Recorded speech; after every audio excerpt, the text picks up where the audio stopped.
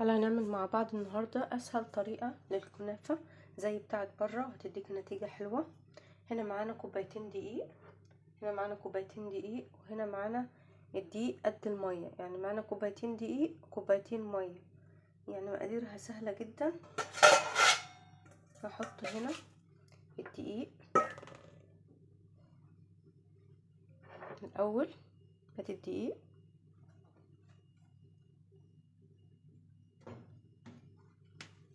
نحط المواد الدافة كلها مع بعض. بعد كده هحط رشة سكر ورشة ملح، ادي رشة سكر ورشة ملح، وهحط معلقتين زيت كبار،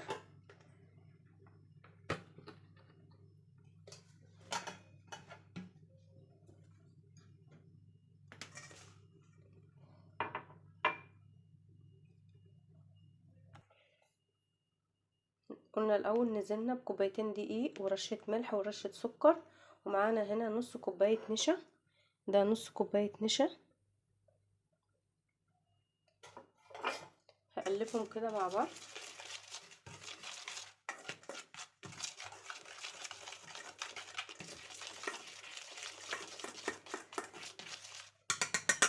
هنزل عليها كوبايتين من المية، كوباية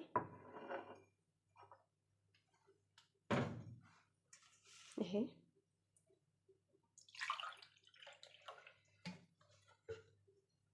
الكوباية التانية خلي منها شوية نشوف.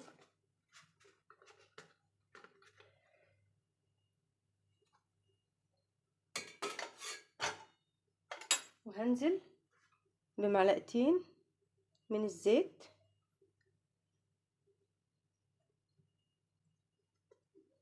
كده، حطيت معلقتين زيت كبار. هنقلب الخليط.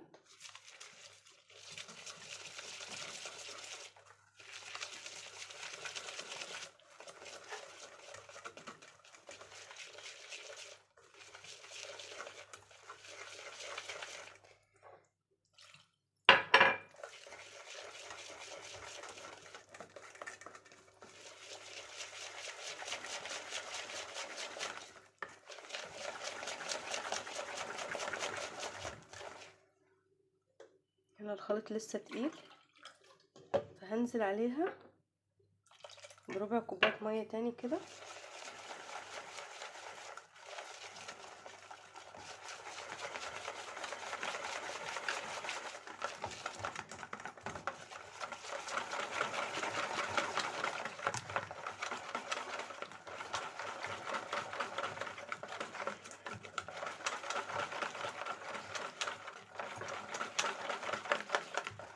كده الخليط معانا حلو قوي، يعني خدوا حوالي معانا كده كوبايتين وربع من المية.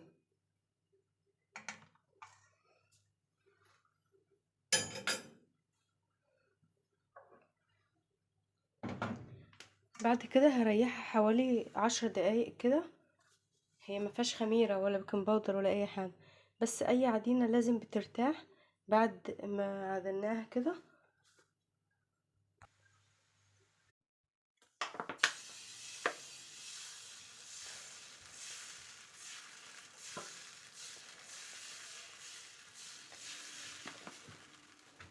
بس سهله ازاي، انا غيرت الصينيه كده التيفال وكده، دي حطيتها في صينيه اكبر اهي، سهله بتشرب بسهوله اهي اهي.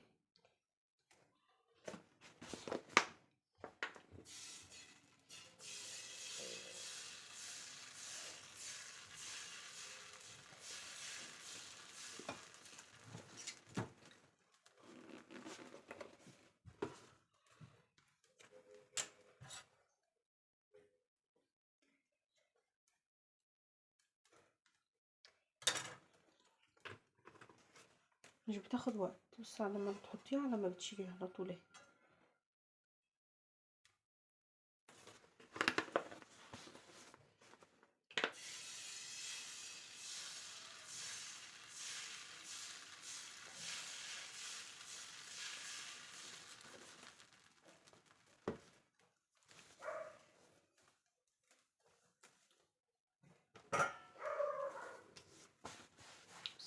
بتطلع بكل سهولة.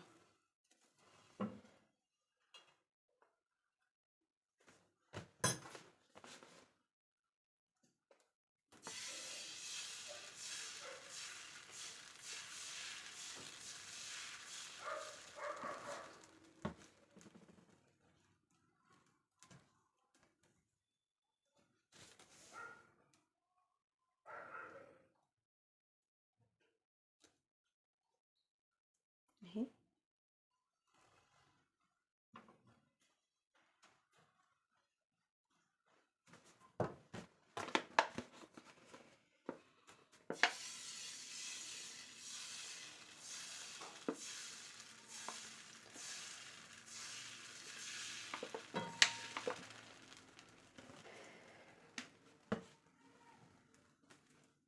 بنعمل من جوه لبره.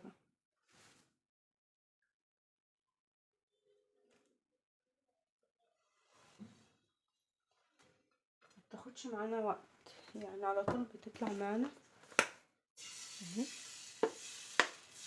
كل ما الفتحة تبقى رفيعة كل ما هتديكي كنافة رفيعة.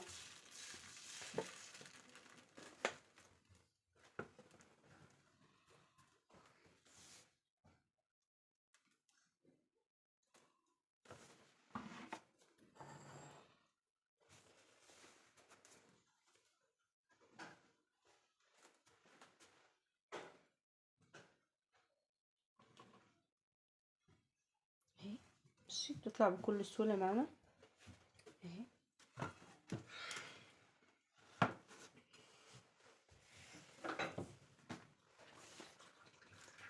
خلاص تأخر العجينة.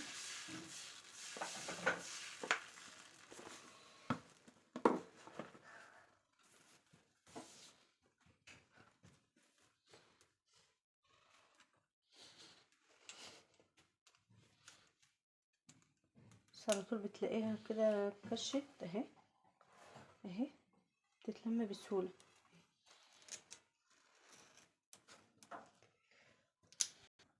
وهنا بعد ما خلصنا الكمية يعني كوبايتين الدقيق، بس طلعوا لنا معانا قد ايه كمية حلوة. بصي وحلوة ازاي اهي اهي، ورفيعة وجميلة. وفي اماكن ما بيبقاش فيها الكنافة احنا بنعملها سهلة في البيت، وفي بتبقى في اماكن في رمضان بس، يعني احنا المنطقة اللي احنا فيها بس بتبقى في رمضان.